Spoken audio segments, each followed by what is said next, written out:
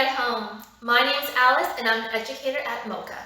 If this is your first time joining us for MOCACREATE at home, welcome! And if you've been here before, welcome back! During MOCACREATE, we learn about Chinese American history and culture. We explore artifacts from MOCA's collection and make art projects that connect to that history. Today, we're going to be learning a bit about the Mid-Autumn Festival. And we'll be making our very own DIY Immortality Elixir. What is the Mid-Autumn Festival? The Mid-Autumn Festival is a celebration that takes place on the 15th day of the 8th lunar month. This often happens around mid-September. It is a time to give thanks for the summer harvest and admire the moon when it appears to be at its fullest and brightest. How do we celebrate? Many families gather on this night to watch the moon, eat mooncake, and share stories. Brightly lit lanterns are carried around to celebrate the brightness of the moon.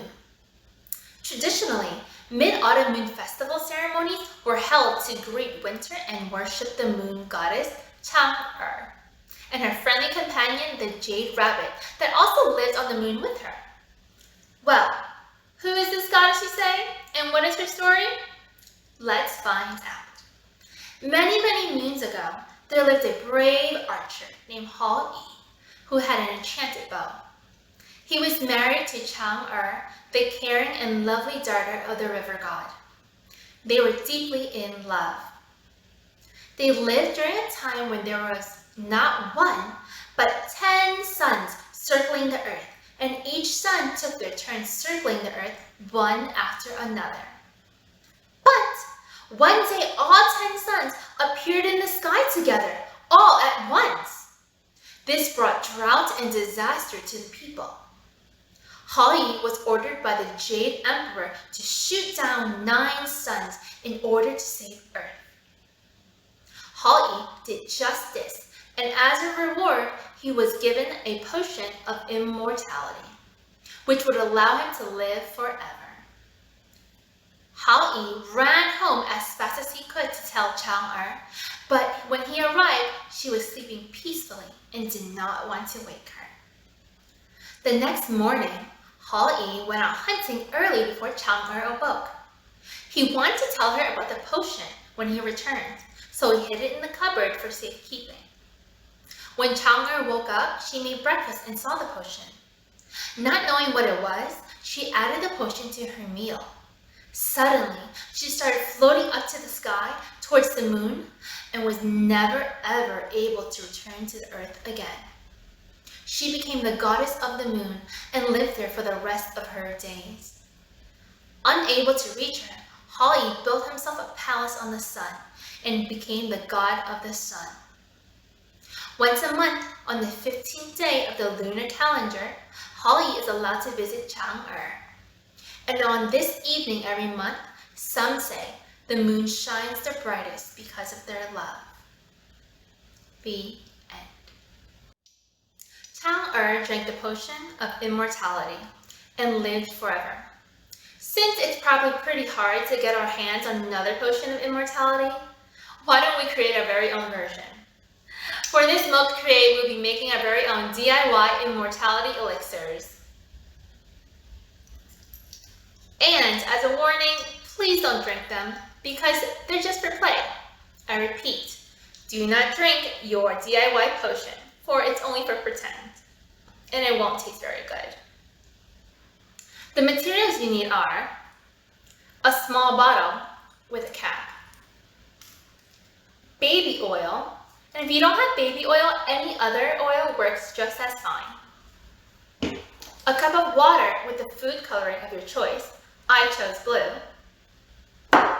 Fine glitter, any color. I have yellow. And decorations. Step 1. Fill your bottle halfway with baby oil. I'm going to do that now.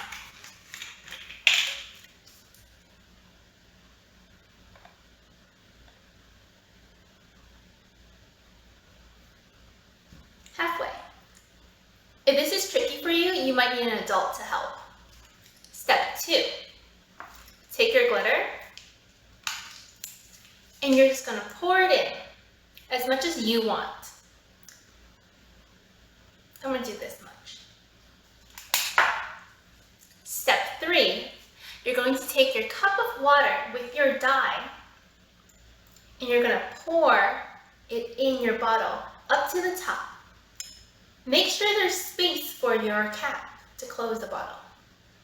Be careful. There you go. Now you're going to cap it, and you have to shake very well in order for this elixir to work.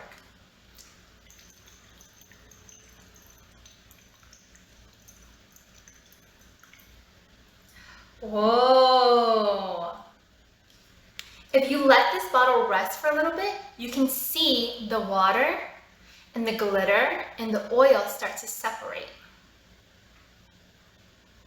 And then when it separates again, you can shake it up again to mix it. And the last and final step is to decorate. You can put a tag on it that says Immortality Elixir, or you can decorate it with jewels or string, anything you want. Science fact. After you shake the potion and let it settle, you will notice that the water separates from the oil. Why is that? This happens because the water is heavier than the oil. It's called density. Water and oil do not mix well because the water molecules are packed very densely or tight together. This means if we take equal parts oil and equal parts water, there will be more molecules of water than oil.